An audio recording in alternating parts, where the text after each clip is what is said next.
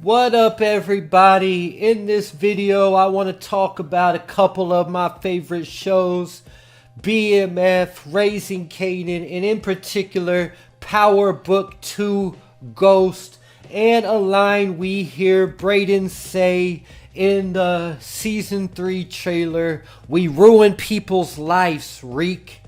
At some point in season 3, Tariq is going to realize that living the life, being in the game, there is blood on your hands. By putting these drugs out on the streets, you are ruining people's lives, whether directly or indirectly. And this is something every drug dealer comes to realize at some point. And my boy, I can't talk about myself anymore, because what they're doing to Young Thug and everything. Free Jeffrey, amen, amen. But my boy justified it the same way that most do. They're going to get it from somebody. At least if they're going to get it from me, it's going to be clean. They're not going to get something cut with something that's going to kill them. But this is not something you just realize in one day. This is something you kind of realize after a while. And by the time most people really realize how much people's lives you're ruining, you're kind of in too deep at that point anyway. So how does Brayden already know this, but Tariq is just now finding it out? And I want to get into the pusher versus the plug. Tariq has always been the middleman or the plug, whichever one you want to refer to. I almost consider Tariq just to be the middleman, but he's also could be considered the campus plug. He doesn't have to make any direct contact with the actual drug users, so he doesn't have the opportunity to see firsthand results of what the drugs do to a person over time. Brayden, on the other hand, he has always been the pusher from the time he was at Choate, and even though at Stansfield they used the Course Connect, he was still the face. He was still the one who was more hands-on, and that's why the students at Stansfield, when they ran the investigation, they identified Brayden as the campus drug dealer and not Tariq. So let's take a second to talk about the pusher. So I'm going to stick with my boy for a minute. As he started out selling bags of weed, so he called everyone he knew and told him, "I got some kill for you if you know anyone who's looking."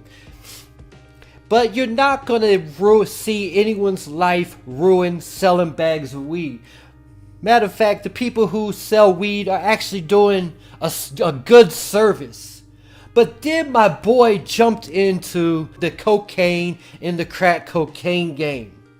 And he told all his weed clientele, he told his cousin, he told his friend to put the word out that he got that good coke now also. And this is when you begin to see firsthand people's lives being ruined by that crack. It might not happen in one day, but the people who was just smoking weed one day, now they've turned to doing cocaine and crack cocaine. So over time, you see people who are running successful businesses and things like that. Next thing you know, over some several years, they're begging people at gas stations for dollars so they can get their next hit of crack.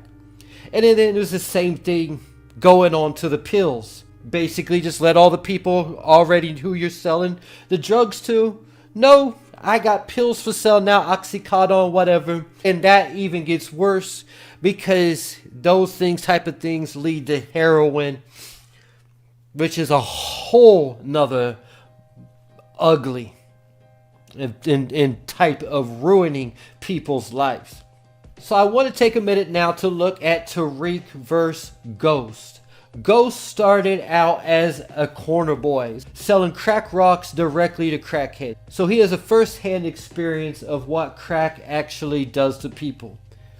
And Ghost hated the corner. He always wanted to move up to become the plug. That is why him and Tasha set Kanan up, because Kanan wasn't hearing Ghost and Tommy's idea to get them off the corner.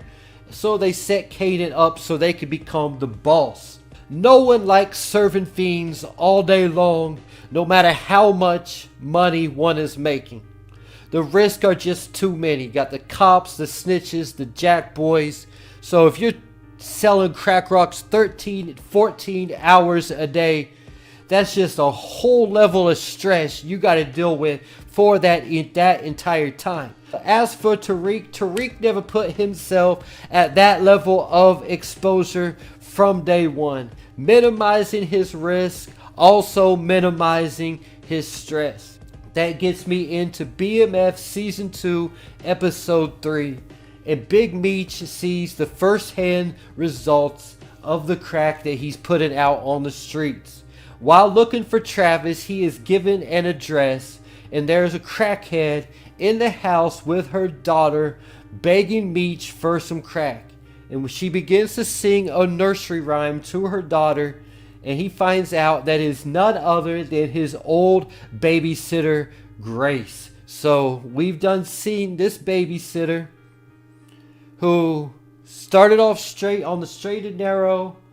Now she is a crackhead. And when she's so far deep into it, when B. Mickey gets there with the crack, she opens the bag immediately, puts it in her pipe, and starts smoking directly in front of her daughter.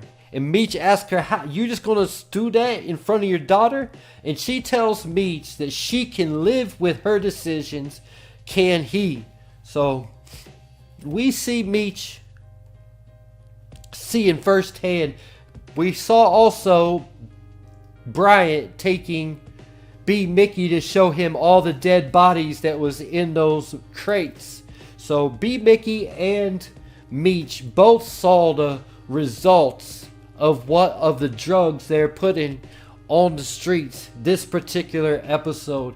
And it is all how it's also affecting those children, how they had to bring the child the Happy Meal because the mama was too worried about getting her next hit of crack instead of feeding the actual child.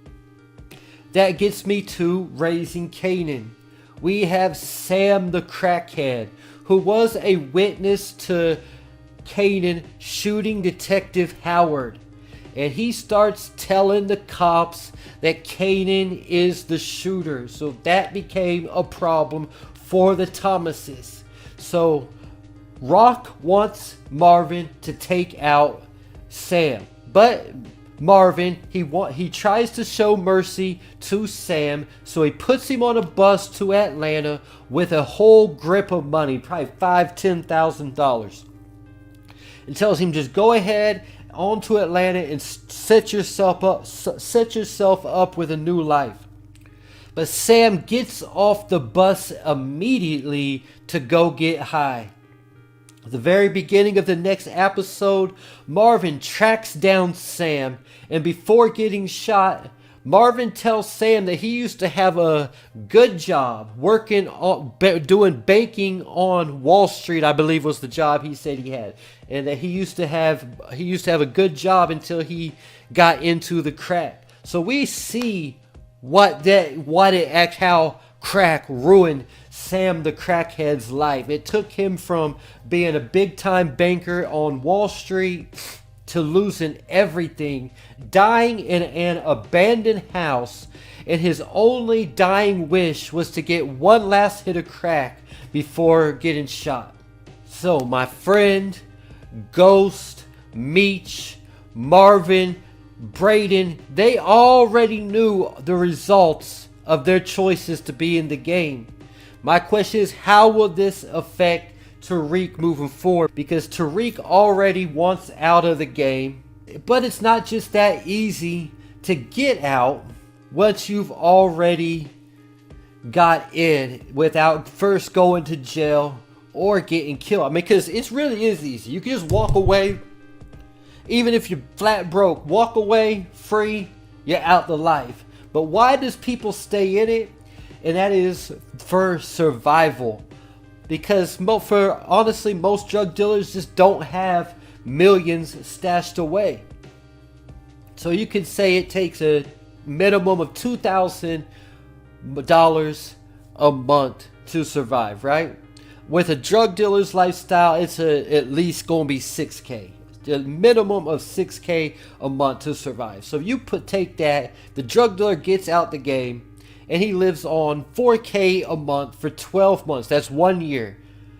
He would have to have 48,000 put back just to survive 1 year being out the game.